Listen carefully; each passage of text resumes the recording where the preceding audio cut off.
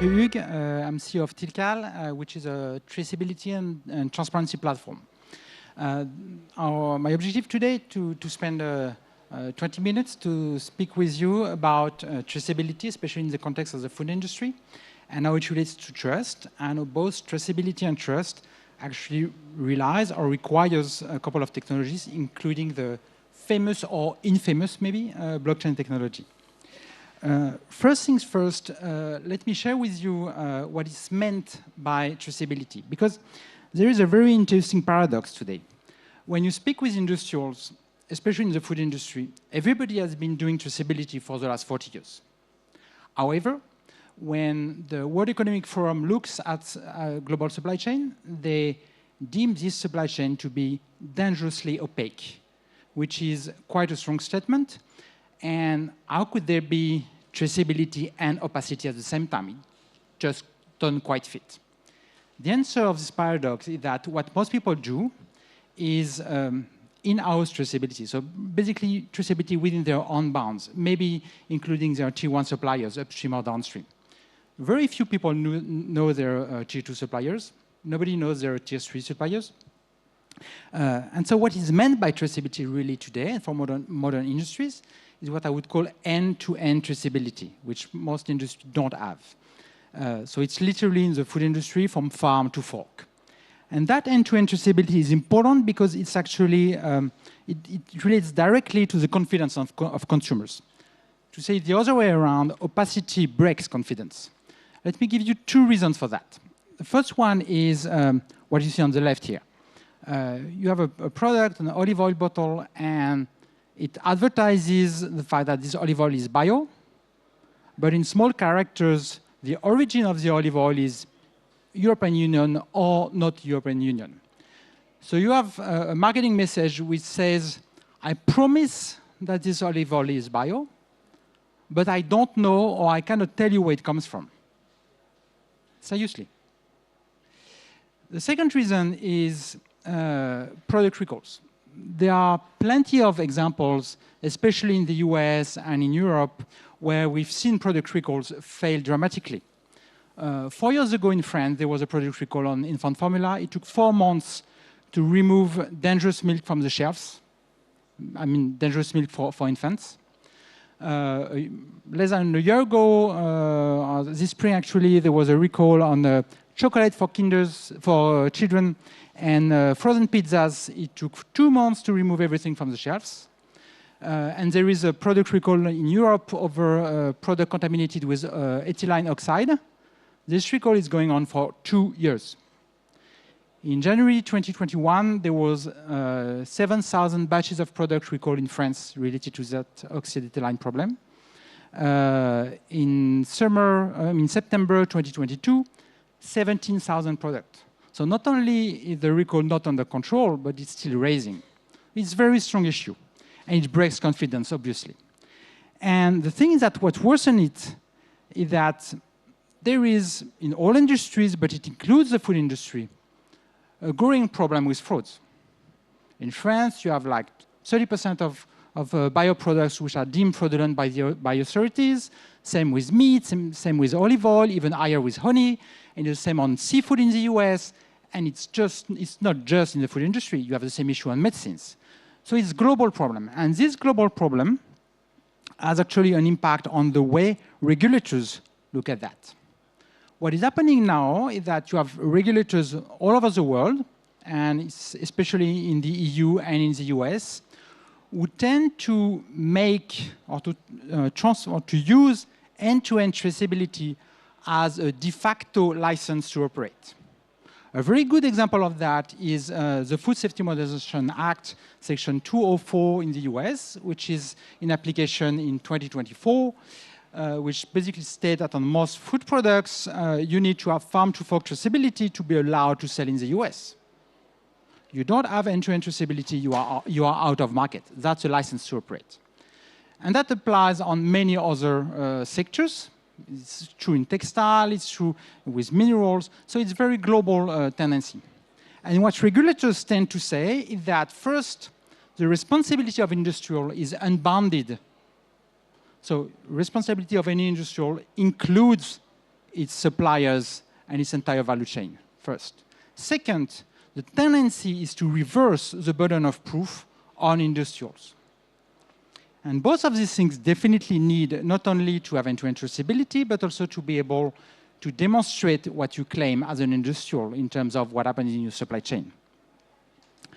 So what do you really need to build end-to-end traceability? Well, essentially 4 things. First one is digitization. Non-digitized information is useless. You can't make use of it. You can't aggregate it. You can't compute it. So it's useless. So you need to digitize. Second thing is you need confidentiality. You cannot go and see your different suppliers, ask for information, and do that in a non-confidential way, right? It's business information. That's critical for every stakeholder. So everyone, each stakeholder, big or small, must have the same level of confidentiality. Third, you need auditability. Very simple reason. That's what regulators require. So you don't have it. If you don't have complete auditability of information you capture over your value chain, it's pretty much useless. And fourth thing is you need to do it in a decentralized way. I won't extend too much on that, but if you look at that from a bird's eye view, supply chains are essentially decentralized environments. So it kind of makes sense to use a decentralized technology to map it and capture information over it, right? When you take these different elements, and especially the auditability and decentralized part, it actually relates to a digital technology, which is called blockchain. So I won't get deep into the details, but I think it's always important to understand the technology, and I kind of hate people who say, well, you know, I present this technology to you, but it's too complex for you to understand, so just believe me. That's not a very good attitude. And usually it's false. In the case of blockchain, it's actually false. That's a fairly simple technology, to be honest. The thing you need to know is that it provides 2 things. It's a way to share information in a secure and controlled environment. And second, the technology can guarantee an audit trail in the sense that you can provide proof that this audit trail wasn't altered. And it relies on 3 things. So it's basically it's a database, what is called a distributed database, which relates to the decentralized part. That's been known for like 20 years. This database has a specific data model, which is called this chain of blocks. So it's not a general purpose database. It's a very specific, very focused kind of database. And the third thing, which is not so often spoken about, is that a blockchain is essentially a data network. What this means is that you need to be in control of your access. If someone else controls access to this data network on your behalf, you are not the person benefiting from the blockchain. So you need to have a direct access. Otherwise, you've got nothing. So how do you put that in place to provide, how do you put that technology in place to provide a traceability solution? Well, there are 2 layers, and I'll explain how it works, taking the example of TILKAL. So the first thing, as I mentioned, TILKAL is a data network. So you need to put in place that data network, right? In our case, that network is made of 78 independent industrials, so the one you see on your right. They are from various industries. They work on various continents. And that's important because it's both a distributed network and it's completely independent on the sense that nobody owns that network. The network is co-owned by these 78 industrials. So arguably that's the largest B2B blockchain network available today on the market, especially if you look at networks specialized over supply chains. The last thing I want to say is that that network is low energy. That's important, right? Because there is a lot of talk about blockchain, notably the Bitcoin blockchain being very consuming in energy, which is not sustainable. But hopefully it's possible to deploy blockchain in a way that is low in energy, and that's actually what we do. But still, that's only a technical layer, right? It's a layer that is used to exchange data between at least these 78 industrials, but over it, there are today more than 400 industrials that exchange data over our network. On top of that, we add an intelligence layer, so which will aggregate different levels of information provided by different stakeholders in the supply chain. And we basically reconstruct the way the supply chain operates around the product by providing ways to map suppliers and to analyze what they've been doing, to make upstream or downstream analysis of assets, over their composition, over their journey, over their logistics. We handle certificates of the different suppliers and all kinds of transactions that may happen within the supply chain. So to make a long story short, let me give you a couple of examples. First one is Quelli. So Quelli is actually a small brand, or relatively small. They are specialized in high-level seafood for both restaurant and consumer market. And they are specialized on two sorts of seafood. Shrimps coming from Mozambique and fish fished in the Southern Ocean. In both cases, it's markets which are confronted with high level of frauds, pretty important issues on the social side. So the willingness of Quelli is to provide transparency over their product, to demonstrate the quality of their products to their consumer. So today we trace about, for them, which is about 60 different references. So basically from Mozambique to the consumer, or from 165 boats in the Southern Ocean down to consumers. Second example, which is less consumer-oriented and more operations-oriented. We work for Danone, and especially for a brand called Aptamil, which is a brand of Danone for infant formula on the Chinese market. So that's a highly fraudulent market, a highly sensitive product. And so Danone has serialized all of their production. So it's there is a unique identifier encrypted into a QR code on each single box of infant formula. We track everything that happens between the 6 factories of Danone that manufacture this product for the Chinese market, down to the retail point. So over the 120 warehouses of their third-party distributors, or third-party wholesalers. So we track everything that happens, so incoming pallets, incoming cartons, order preparation, and we analyze these flows, which gives us two things. First, a way to verify that the flows are coherent and that they would not be early signals of potential frauds or potential gray markets. Second, it allows us to provide Danone with a view in real time of the inventories of their own product in these third-party warehouses, which is kind of important to analyze the way the market is going on. So overall, say it's 120 third-party warehouses, about 150 million sales products per year. Third example, which is actually a new one, so it's actually an announcement that I'm doing today. We work with Cœur de Lion, so it's arguably the most famous cheese brand in France. And the objective of Cœur de Lion here is twofold. First, to reassure customers around the origin of their milk, or the origin of the milk that is in this cheese. You need to know one thing.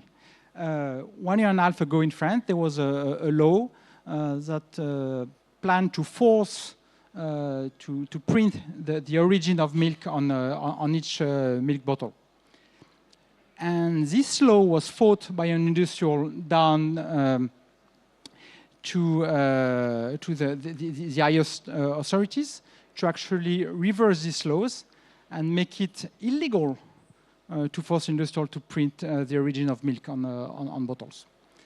So it's actually fairly important in the dairy industry at least for some actors like Cœur de Lion, it's fairly important for them to demonstrate that they are not on that line of opacity, but rather on a line where they can demonstrate the origin of their milk, demonstrate that their milk comes from Normandy, all located in France, and be able to demonstrate not only the origin of milk and the farms, but also the industrial process, the quality process, and provide all of that to their customers.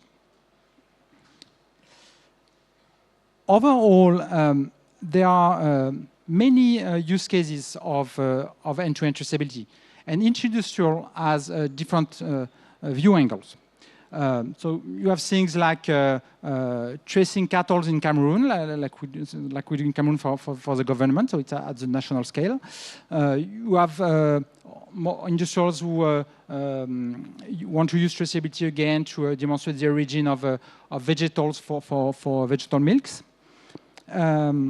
We work also for industrials to trace plastic recycling process for the food industry, which is an interesting question because it demonstrates that if you want to trace things for the food industry, you don't want to trace only food products, right? You also need to be able to trace plastic. Otherwise, you are just tracing, for instance, in the case of water bottle. If you don't trace the plastic, well, you don't trace nothing. And last but not least, it's not in the food industry, but it relates to issues that happen like early in some food supply chains. And I think it's a very important issue. We work with an NGO called Responsible Mica Initiative to trace the flows of mica throughout the entire supply chain, from literally from the mines in India down to the largest buyers in Europe, like the one like Porsche, like L'Oreal, like Coty, etc. And tracing that help us do one thing, or help us help Responsible Mica Initiative do one important thing, is to fight against child labor, which is absolutely prevalent in these supply chains. So overall, what do you need to remember? Well, end-to-end traceability is here to stay because it's actually the foundation that is required to establish trust over three things. The industrial resilience. We've all seen during COVID that resilience of industrial supply chain is not a given. So you need to measure it, you need to be sure of what is happening down and deep in your supply chain if you want to be sure you are resilient. Second is the foundation for trust of your consumers. And that's going to be critical.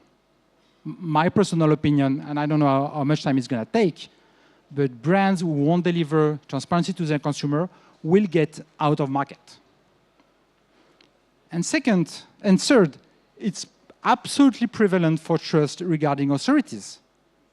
Regulators are asking for end-to-end traceability. And the layer for that, the underlying layer, the thing you don't want to see, but which is important, is actually this blockchain technology.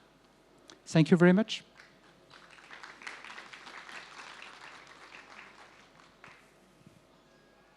Question? Oh, okay. Any question from the assistant? Yes. Mike, please. Maybe I'm going to take yours. Thank you. Hi, thank you for the talk. From a practical perspective, I would like to understand how would the QR coding through the blockchain work on the packaging? Because on one hand, you want to give a lot of detail, and I guess you could often do it for the same producer, but you can't do it per batch because otherwise you have an issue with the labels. So what's the most cost-effective perspective to approach it? Thank you for the mic. Yeah, that's an interesting question. Well, what you have in the QR code is by no means the entire data. Basically, a QR code is, I would say, an alphabet. Okay, so what you have usually in a QR code is a URL. And this URL may relate to a batch. It may relate to an individual product, like it's the case in the case of Danone, or it may relate to a product reference. So it really depends on the level of granularity that you are actually able to bring down to your printing system in your factory. That's really what makes the shift. So you have different cases. Sometimes the QR code is related to a product reference, to SKU. And in that case, the consumer would enter the batch reference he sees on the product by hand. It's not optimal, but it still provides information. Or you have the batch number directly printed into the URL encoded in the QR code. It might be difficult, but that's what's going to happen in the future. I think everybody needs to get prepared for that, but it may not be readily available. And the last case, which is like the most advanced case, is the case of Danone. You serialize everything, and you are able to print on the product a QR code which encoded a URL which is specific to that particular box. But it probably doesn't apply to all products.